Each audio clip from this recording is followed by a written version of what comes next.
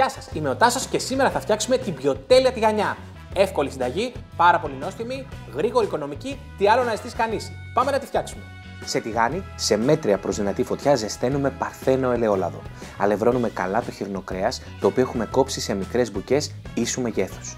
Τινάζουμε το αλεύρι πριν περάσουμε στο επόμενο βήμα. Ρίχνουμε λίγο αλεύρι στο τηγάνι για να ελέγξουμε αν έχει ζεσταθεί καλά το ελαιόλαδο. Στη συνέχεια, βάζουμε ένα-ένα τα κομμάτια χοιρινού στο τηγάνι. Προσέχουμε να μην γεμίσουμε υπερβολικά το σκεύος για να μαγειρευτεί το κρέας σωστά και ομοιόμορφα. Αναποδογυρίζουμε το κρέας να ροδίσει και από τις δύο πλευρές. Προσθέτουμε κρεμμύδι κομμένο σε λεπτές φέτες. Ανακατεύουμε καλά να γυαλίσει και να βγάλει τα αρώματά του. Στη συνέχεια, προσθέτουμε αλάτι και φρεσκοτριμμένο πιπέρι.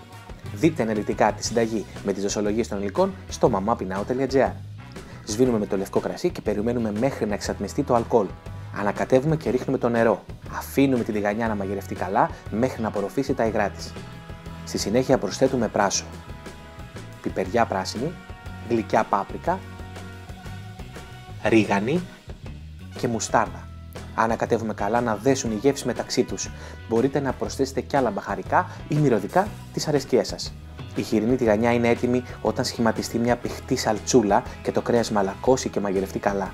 Σερβίρουμε τη τηγανιά μας σε πιάτο σαν μεζέ. Φίλες και φίλοι μου, έτοιμη η τηγανιά μας. Πάρα πολύ εύκολη, πάρα πολύ νόστιμη συνταγή. Απλή, το είδατε, κατανοητή. Ήρθε νομίζω η ώρα να τη φτιάξετε κι εσείς στο σπίτι. Μέχρι το επόμενο βίντεο, μην ξεχάσετε να κάνετε εγγραφή στο κανάλι μου για να μην χάνετε κανένα βίντεο. Πολλά φιλιά. Γεια σας.